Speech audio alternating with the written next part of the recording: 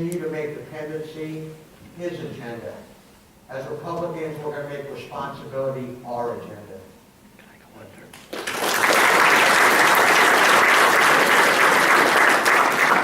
Thank you. And Mary has our next question. This question is first for Woody White, then Chris Andrade, and then David Rouser. Please articulate a defense of free enterprise, capitalism, and/or the free market. In 2 minutes? That's easy. You guys need to start with reading Niall Ferguson's book, The Degeneration Generation, and where he talks about Nogales, Mexico, where the border of America runs straight down the city limits. And on one side, if you optically visualize this, flowers and blooming trees, and on the other side, complete devastation, poverty. We know that in North Korea and South Korea. We know that in East Berlin and West Berlin. Those are hard place-based locations that demonstrate to us intuitively what the free market system and capitalism is. There's no reason to explain it much more than that. And what we've seen in the last 5 years, 6 years, is an assault on that way of life. Is an assault on that notion that greed is bad. The word greed is bad, but wealth is bad, success is bad, doing good for yourself, passing your assets down to your children. You're embarrassed by that because you're made to feel embarrassed. You know, you work hard for the things that you have. Your savings accounts, your home, your assets, your future security. Wait until Elizabeth Warren in Massachusetts proposes another bill called the wealth tax. And most of you probably don't feel wealthy, but you've got some money saved up, you've planned for your future. She's going to call you wealthy. It's like the last frontier. It's going to the moon in revenue. It's taking your nest egg and taxing it one time to solve these problems. Instead of making the tough choices of cutting spending, it's taking your nest egg. That's a real piece of legislation. So I'm sorry, it's 2 minutes, it's tough. It's a very good question. And I think America is getting the answer when they see what the alternative is under this president.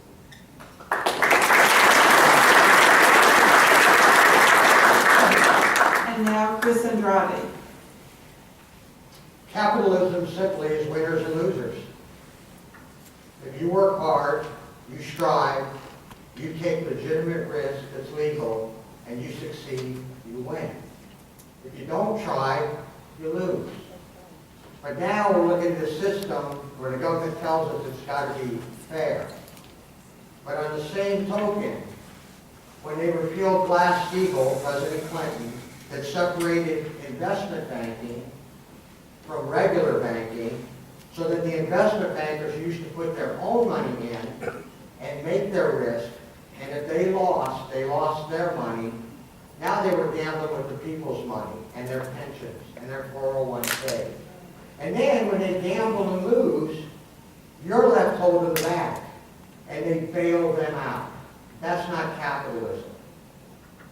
Capitalism, again, is winners and losers. And there's nothing wrong with that system. If you work hard, you can make something of yourself in this country. This is a great country. And I believe in the capitalist system, and I believe in winners and losers.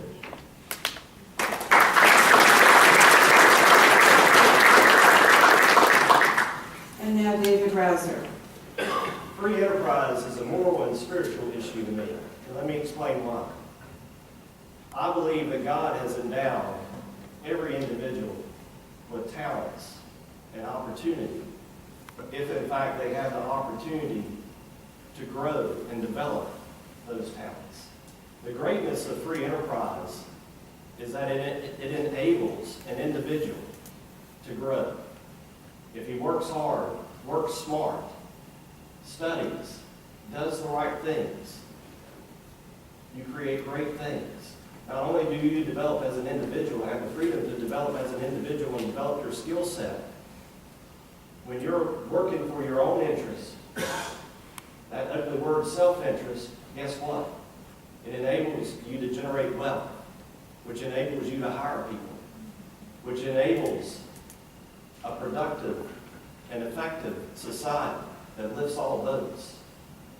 You know, those who want government to run everything, we need to understand that government is nothing more than a collection of individuals. And what makes that collection of individuals any greater than anybody else? You know, one big difference is come 5 o'clock, if you're standing in front of the federal bureaucracy agency, you'll get run over. Because they don't care what hasn't been done. They leave at 5 o'clock.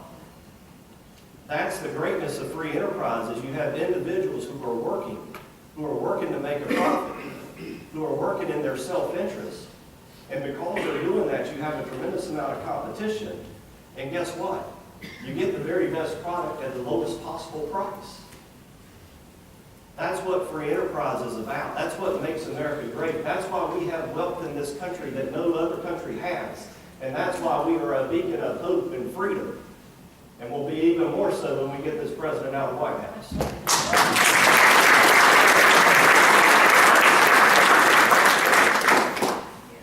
Our next topic covers the federal budget and the national debt. And Colleen has our first question in this segment. This question is first for Chris Andrade, then David Rouser, and then Woody White. We are currently $17 trillion in debt and running trillion-dollar deficits.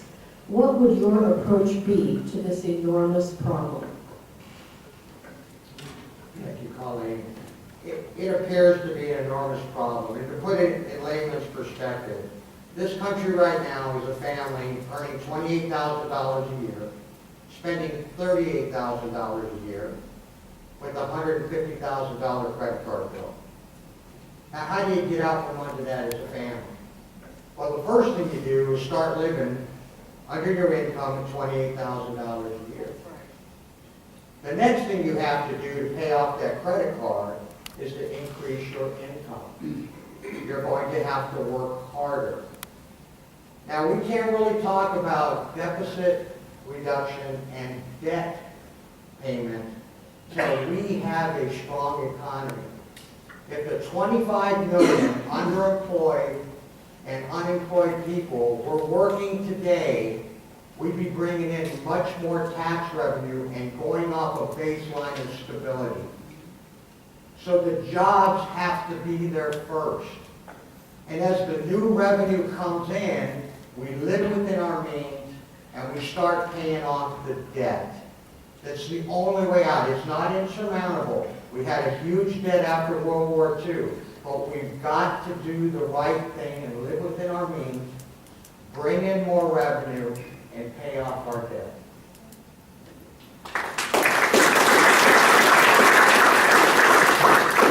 And now David Rouser. To properly address the debt issue long term, we've got to do two things like I've discussed before. We've got to grow the economy. How do you grow the economy? We've got to get these rules and regulations out of the way. We've got to have a tax policy that makes sense, that's fair and simple, enables people to keep the money, the hard-earned money that they earn. And we've got to cut spending. We've got to do both. Now, when you talk about spending, you have discretionary spending and you have mandatory spending. And it would be intellectually dishonest to say that you can just go and cut discretionary spending and solve our budget woes for years to come. We have to reform entitlements long term and deal with that issue in a proactive manner without taking away, and it can be done without taking away any benefits from anybody who is entitled to their Social Security and Medicare. But it takes political courage.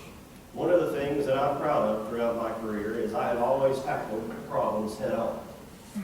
Whether it was my work on the Dr. Quota buyout, whether it was my work leading up the effort on Hurricane Floyd disaster relief when I was a staff member for U.S. Senator Jesse Helms. I've tackled a lot of very difficult problems throughout my career, whether I was working on Capitol Hill in the Bush administration or whether I was serving in the North Carolina legislature as chair of the Joint Regulatory Reform Committee, chair of the Senate Agriculture Committee. That is a focus of mine, and we have a lot of long-term issues and problems that we have to address in this district, including our local issues of beach nourishment, re-nourishment, dredging of our inlets and our waterways. And that's a track record that I bring to the table. is a gentleman who's willing to tackle these problems head on. And that's what we've got to do to address the debt issue, and it's what we've got to do to address the local issues that are so important to this district.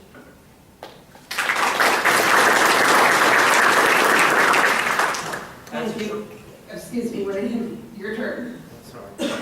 Well, that's a track record as a career government employee and staffer. And if we think that we can solve problems by electing career government employees to Washington to be part of the get along, go along crowd, we're wrong.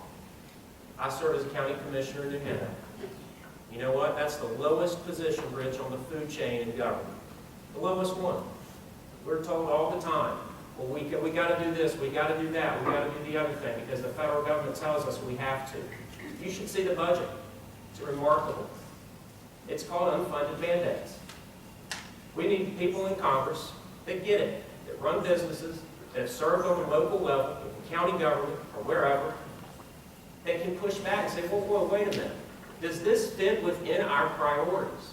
Because just like your family and business, you sit around the kitchen table and you discuss your budget. All right, well, what are we going to do? We want to go on a vacation in August. Where do you want to go? How much is it going to cost? If you can afford a great trip around the world for 2 weeks, you go. If you can afford a long weekend at Myrtle Beach, that's what you do. Government doesn't make those choices. And I don't know why, other than to suggest that over time, as this professional political class has evolved, they've forgotten what it's like out here. So that's why you have a decision to make in this race.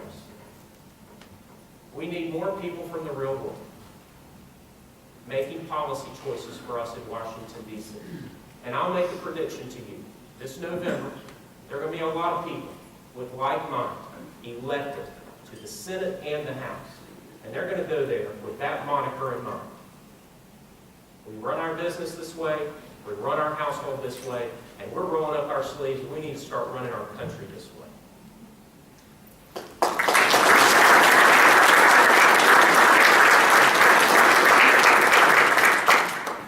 Thank you, and now Joan has our next question.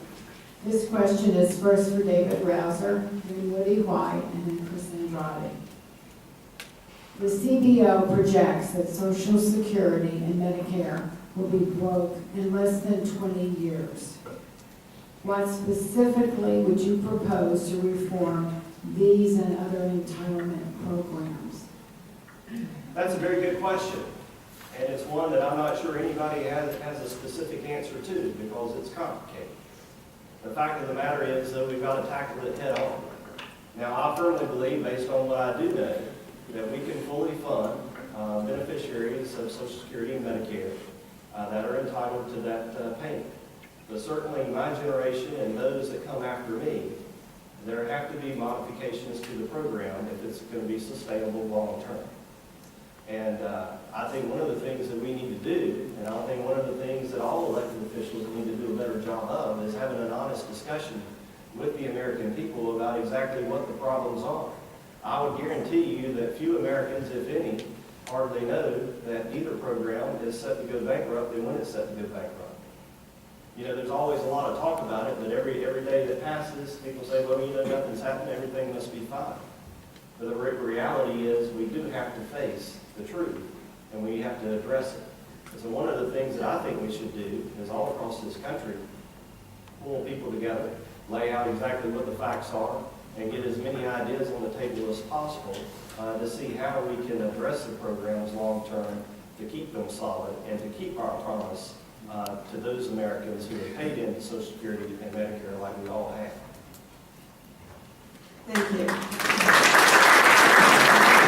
And now Woody White. Well, a wise fellow from Southport told me a few weeks ago when I used the word entitlement as I was talking, he asked me the same question. And I used the word entitlement to describe Social Security, Medicaid, Medicare. He said, whoa. Social Security is not an entitlement. I worked hard for that. I paid into it every 2 weeks my whole life. I earned that. I don't like you saying that's an entitlement. It's gotten lumped in with Medicare and Medicaid. But Social Security has to be solved. You begin by ensuring benefits for current recipients. by ensuring benefits for anybody remotely close to receiving it. And the actuarial people or the smart people that figure monies and set policy like that can figure out where does that line start, where you can give future generations a choice to opt out. Because if you take the numbers off the rolls, then future beneficiaries and liabilities change the balance sheet. Now, where is that? Is it 25 years old, 35? Well, I don't know. But that's part of the discussion we need to have with the American people. It's basic math. But what is not acceptable is the phrase that you're very familiar with, kicking the can down the road. Something has to be done. We've been talking about this now for 25 years. What have we done? The can's 25 years down the road. And so, that's one thing. And I'm going to share with you guys a statistic. Now, I don't want your eyes to glaze over, because when we throw these statistics out, then you tune out. But this is an incredible statistic. From June of 2009 to July of 2012, that's 3 years, our Social Security disability recipients increased more than our job creation. There are over 6% of our American citizens receiving disability. It needs to be reformed.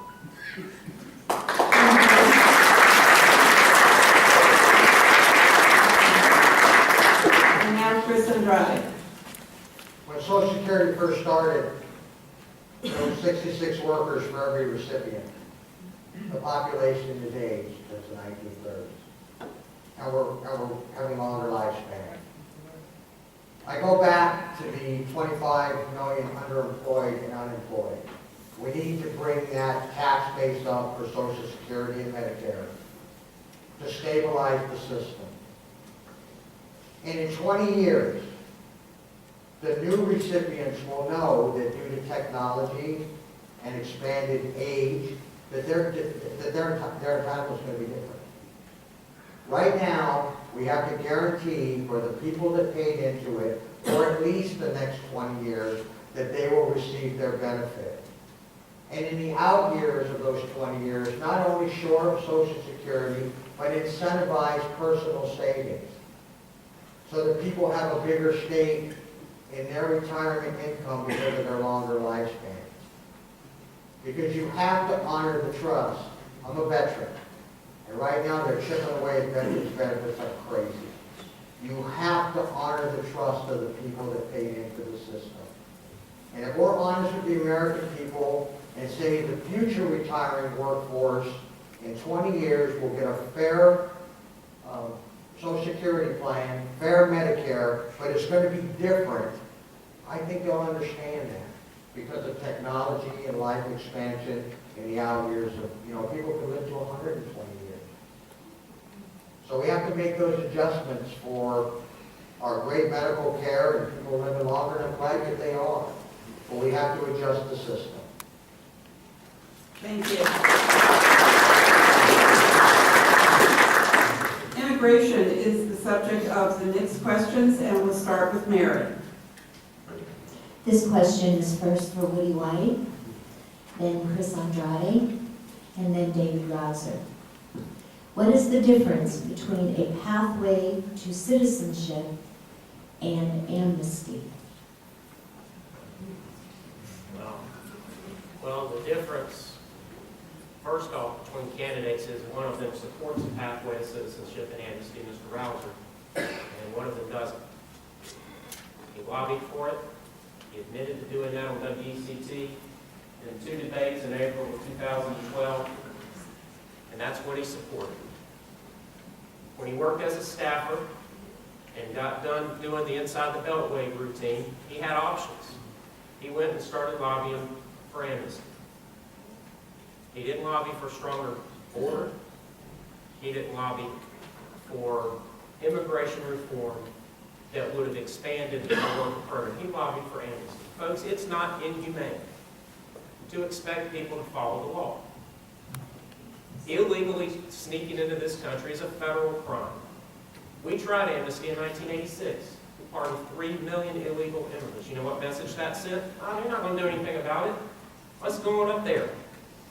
And I'm not talking about just folks from Mexico. That's only 58% of our immigration problem. That's all around the country, from all sorts of countries. It discriminates against people who get in line and follow the rules. And ignoring that is the wrong idea. Now the question begs itself. And they'll say, well, Woody, what's your solution? Well, we didn't get into this overnight. And we're not going to fix it overnight. But we've got to expand our guest worker program. We've got to do it in a way that doesn't harm our employers. Because if all those people left tomorrow morning, our labor force could not replicate the needs that our economy has. But we cannot forgive people that break the law. It undermines the rules of law. Thank you.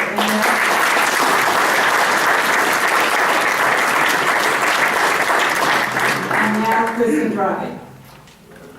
Ladies and gentlemen, if you go to my website, I have draft legislation that addresses immigration reform from A to Z and does so without amnesty. And to answer your question, a path to citizenship is our history. On our Statue of Liberty, it says, "Give me your poor, your tired, your huddled masses yearning to be free." Amnesty, according to the Democrats, is about 16 million votes. That's the difference. We need a younger workforce. These are jobs that many Americans won't do. They have a desire to come here. I support Woody White because in my program we have a verified guest worker program. But we do it with technology, just like we used in Afghanistan to protect our base from the workers coming in. Because Afghanistan has no records and they can change their name at the drop of a hat. We use biometric fingerprinting. Put them in a database, went all across Iraq. We knew who they were. And you got a guest worker card. And as long as you do right and you pay your taxes and you don't get any federal assistance, you stay in this country and you work towards your American dream.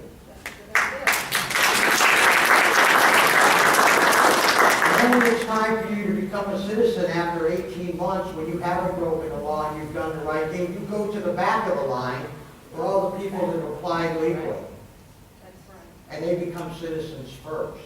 This will free up our border agents to work deportation, and it will give us the ability to truly secure our borders from human trafficking and drug trafficking.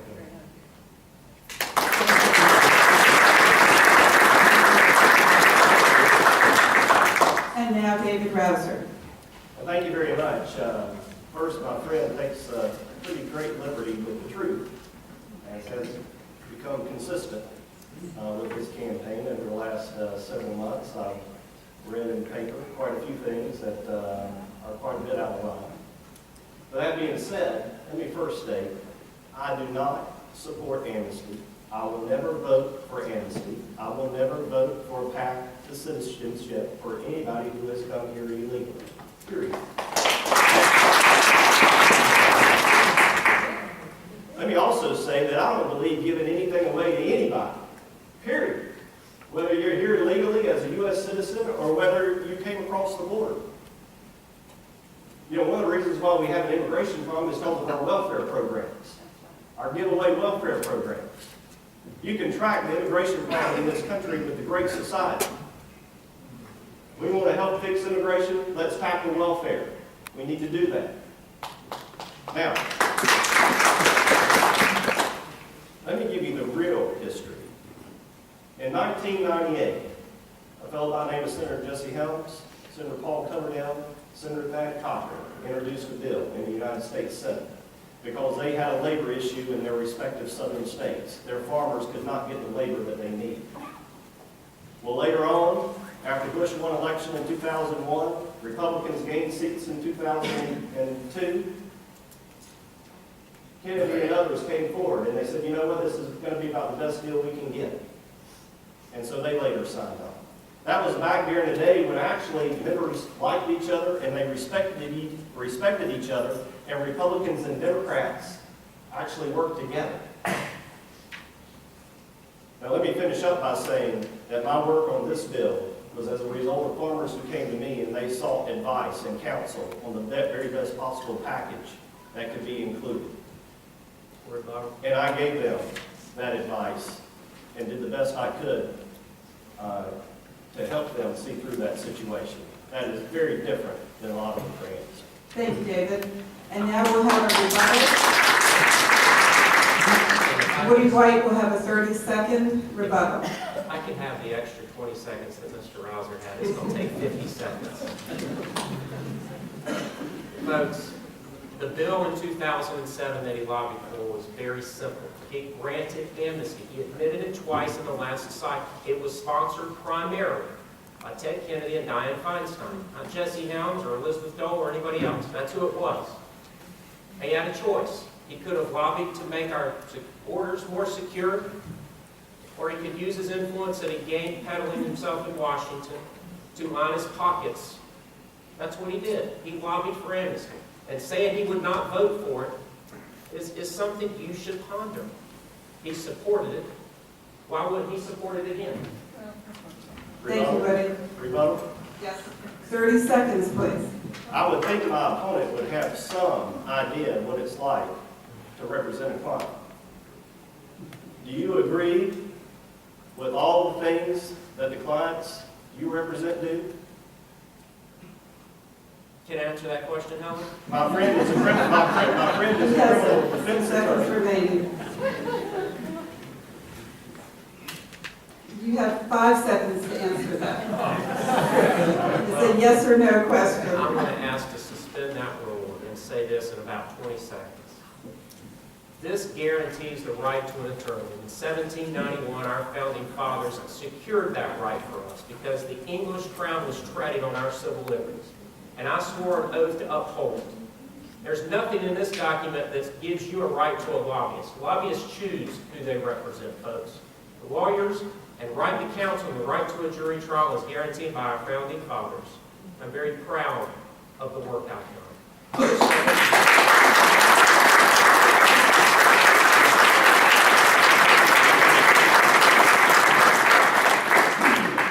Thank you very much. And gentlemen, while we do appreciate the spirited debate, please help us keep to the rules, and that really will be enforced the next time. 1 30-second rebuttal. And point taken, the moderator will enforce more strictly the time limit after our timekeepers have told you what your time is. So thank you very much. Our next question continues on immigration, and Colleen has that. This question is first for Chris Andrade, then David Rouser, and then Woody White. Outline your approach to immigration reform, and in particular, whether you support any pathway to citizenship. Yes, I do support a pathway to citizenship with honest, hardworking, law-abiding immigrants. We're a melting pot. We have to have a structure on immigration. I've outlined that structure in my draft legislation, that people that have a guest worker ID card, stay within the law, do not draw federal assistance, and work towards citizenship are building towards the American dream. The visa program needs to be revamped. We issue visas now for select special skills and students, but after 2 years, they fall off the radar. We don't know where any of these people are. And a big part of border security isn't just the guest workers that are coming over. They're so inundated with the flow of people coming over that we can't address the drug trafficking, the human trafficking, and the crime that's coming off the border. In my plan, we would have Border Patrol agents. We would also have a special group of individuals, and we'll be using all the technology available, drones, ring-back sensors, radar, and they will be ex-ATF, ex-Special Forces, people with skill set, so that when drug traffickers bring over drug mules, who by no fault of their own through threat or death, to bring drugs into this country, they get to engage. Because if you bring a weapon into this country with drugs, and you're told to halt, and you don't halt, you die.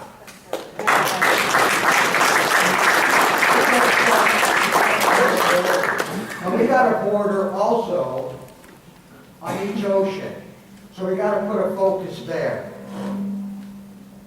Thank you. And now David Rouser. The way we handle this issue is we have to recognize that the government has failed at all levels, both in terms of border security, and by the way, I signed